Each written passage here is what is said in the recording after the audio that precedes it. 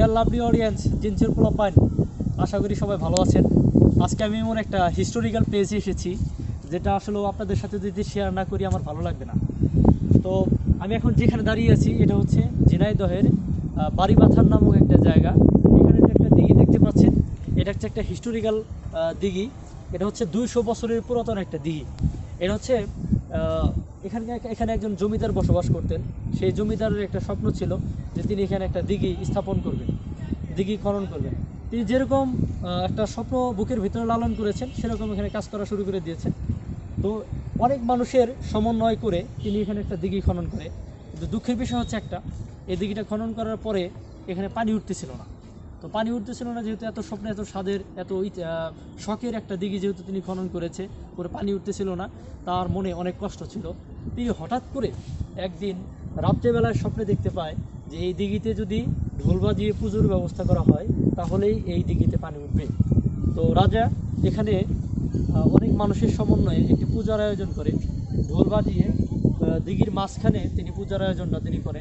তিনি ঢোল বাজিয়ে পুজো দিচ্ছিলেন, হঠাৎ করেই আকস্মিকভাবে এই দিঘিতে মাটি ভেদ করে পানি ওঠা শুরু হয়ে যায় এবং এমন চমকের গতিতে পানি ওঠা শুরু হয় যে এখানে যারা দিঘিতে যারা পুজো দিচ্ছিল তারা মূলত ওই পানির স্রোতের কারণে এখান থেকে আর উঠতে পারে নাই। যে কয়জন পুজো দিতে নেমেছিল তারা সবাই এখানে মারা যায়। লোকে মুখে শোনা, আমি জানি না কতটা সত্য, তারপর তবু আমি শেয়ার করতেছি আপনাদের বিষয়টা।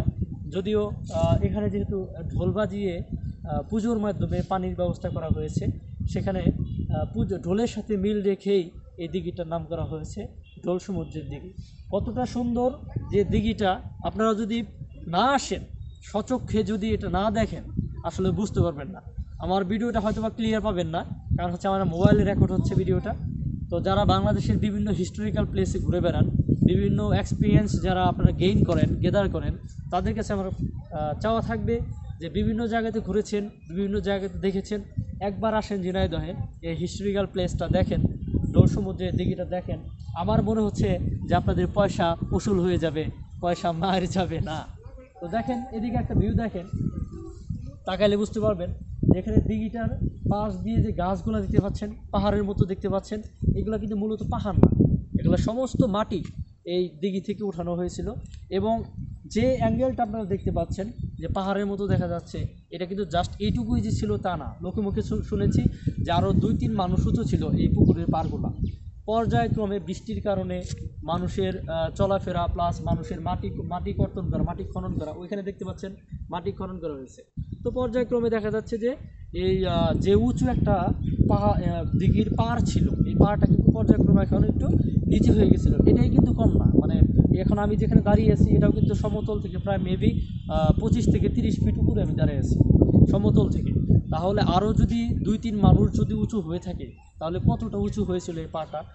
অর্থাৎ এই মাটি দেখেও কিন্তু আন্দাজ করা যায় যে এই দিঘির গভীরতা কতটুকু হতে পারে। তো সম্মানিত দর্শক, আমার কথা হচ্ছে যে আপনারা তো বাংলাদেশের বিভিন্ন জায়গায় ঘুরে বেড়ান, বিভিন্ন হিস্টোরিক্যাল প্লেস আপনারা দেখেন, একবার আমার আমন্ত্রণ রইল ঝিনাইদহের বাড়িবাথানের এই ঢোল সমুদ্রের দিঘিটা একবার আপনারা দেখতে আসবেন। তো আমি আপনাদেরকে কথা দিচ্ছি, নেক্সট টাইম আমি যত হিস্টোরিক্যাল প্লেসে ঘুরে বেড়াবো ইনশাআল্লাহ আমার ব্লগের মাধ্যমে আমি আপনাদের কাছে তুলে ধরবো ইনশাআল্লাহ। সবাই ভালো থাকুন, সুস্থ থাকুন, দেখা হবে পরবর্তী কোনো ব্লগে। আসসালামু আলাইকুম।